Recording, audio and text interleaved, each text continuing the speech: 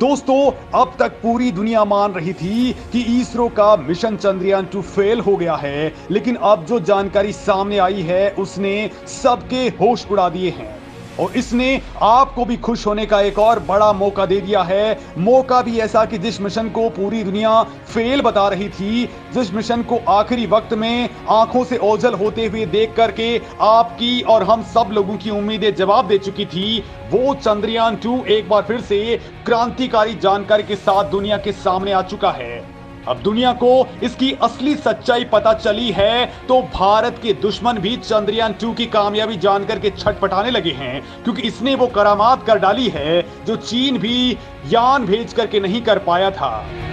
दोस्तों, इस वीडियो में मैं आपको इस करामाती योद्धा के बारे में बताने वाला हूं। उससे पहले आपको बता दूं कि इसरो ने चंद्रयान-2 के इंजन को फिर से ऑन कर दिया है। टीम इसरो ने बेंगलुरु बेस्ड IS ट्रैक, जो कि इसरो टेलीमेट्री ट्रैकिंग सेंटर है, वहां पर बटन दबाया और उसके बाद में अर्थ बाउंड मनोवर सफल हो चुका है और हमारा चंद्रयान 71,000 किलोमीटर के पार पहुंच चुका है। दोस्तों, इसी दौरान कुछ ऐसा हुआ है कि वैज्ञानिक खुशी के मारे उछल पड़े हैं।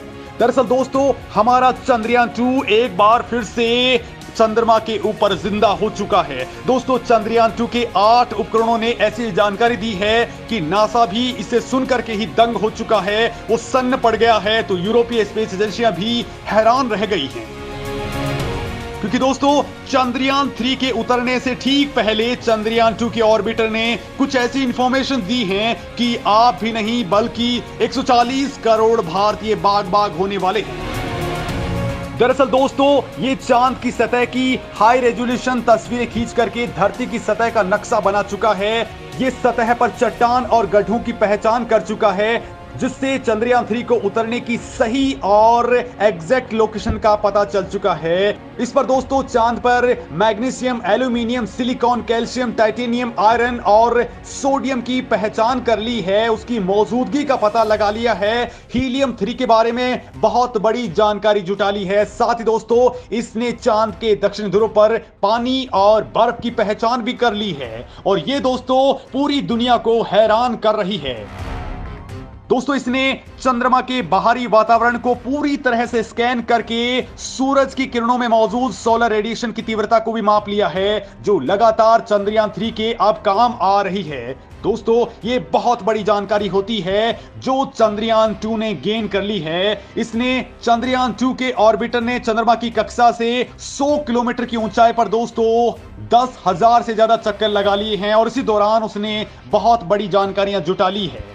दोस्तों, साल 2008 में भेजे गए भारत के पहले चंद्रयान-1 मिशन ने दुनिया को पहली बार चांद पर पानी होने की जानकारी दी थी और अब जो जानकारी दी गई है उसने तो दोस्तों पूरी दुनिया को हक्का बक्का करके रख दिया है, क्योंकि भारत के चंद्रयान-1 और उसके बाद चंद्रयान-2 के आंकड़ों पर अमेरिकी स्पेस एजेंसी नासा ने भी मुहर लगा दी है। दोस्तों, चंद्रयान-2 को जुलाई 2019 के अंदर ही लॉन्च किया गया था और दोस्तों इसने 6 से 7 सितंबर 2019 की रात को चांद पर उतरने की कोशिश की थी, लेकिन रोवर और लैंडर सेफ लैंडिंग नहीं कर पाए। लैंडिंग से कुछ ही सेकंड्स पहले लैंडर का कंट्रोल रूम से संपर्क टूट गया और इसके बाद संपर्क की सारी कोशिशें बेकार चली गई। लेकिन दोस्तों, ये चांद की सतह पर नहीं उतर पाया, लेकिन कई ऐसी जानकारी इसने आप दे डाली हैं जो चंद्रयान-3 के लिए पल पल साथ दे रही हैं और इसी के आधार पर वैज्ञानिक लगातार आगे बढ़ रहे हैं। ये ऑर्बिटर चांद के चारों ओर परिक्रमा करते हुए बेहद क्रांतिकारी जानकारियां दे रहा है। ऑर्बिटर ने चांद की सतह पर हाइड्रोक्सिल और पानी के अणुओं का पता लगा लिया है। दोस्तों, इस नई खोज के मुताबिक चांद की सभी प्रकार की सतहों पर हाइड्रेशन एब्जॉर्वर पाया गया है। 29 डिग्री नॉर्थ से लेकर के 62 डिग्री नॉर्थ के बीच में दोस्तों निश्चित तौर पर हाइड्रोस्टिल और पानी के संकेत मिल चुके हैं। चांद के जिस हिस्से में सूरज की रोशनी पड़ती है वहां ऐसे संकेत ज्यादा मिले हैं और दोस्तों बड़ी बात तो यह है कि इसरो ने भी चंद्रयान 3 को इसी जगह पर लैंड करवाने की ठानी है और इसके लिए हमारा यान तेजी के साथ में आगे बढ़ रहा है। दोस्तों इसी के आधार पर वैज्ञानिक मान रहे हैं कि चंद्रयान 3 बहुत बड़ी खोज करने वाला है, क्योंकि दोस्तों हाइड्रोक्सिल ऑक्सीजन और हाइड्रोजन परमाणु से मिलकर के बनने वाले पानी का वो हिस्सा होता है जो हाइड्रोजन के साथ जुड़कर पानी का एक अणु बनाता है।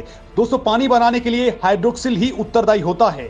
चंद्रयान 2 मिशन से मिले ये आंकड़े दुनिया भर में भारतीय स्पेस एजेंसी इसरो के मिशन का डंका बजा रहे हैं। भले ही दोस्तों हमारा चंद्रयान 2 चंद्रमा की सतह पर हार्ड लैंडिंग कर चुका हो, लेकिन चंद्रयान 2 के बाकी के बचे हुए हिस्से 100% काम कर रहे हैं।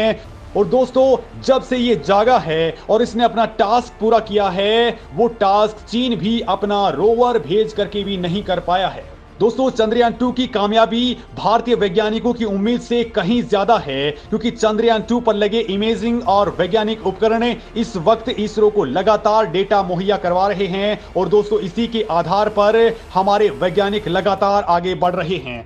दोस्तों भारत को लेकर के अब कहा जा रहा है कि भारत इस बार 100% सफलता गेन कर लेगा, वो भी उस जगह पर जहां पर जाने में अमेरिका और रूस छोड़िए चीन और बाकी तमाम स्पेस एजेंसियां भी बहुत डरती हैं। दोस्तों चीन ने इस इलाके के पास में अपना रोवर उतारा था, लेकिन वो भी बहुत आसान सी जगह थी, लेकिन इसरो ने सबसे टफ टास्क को चुना है। और दोस्तों इसरो का मिशन इस बार हीलियम 3 की खोज करने के लिए सबसे ज्यादा काम करने वाला है। साथ ही इसरो इस बार चांद के ऊपर भूकंपों की जानकारी जुटाने वाला है, जो अपने आप में बहुत बड़ा मिशन होगा।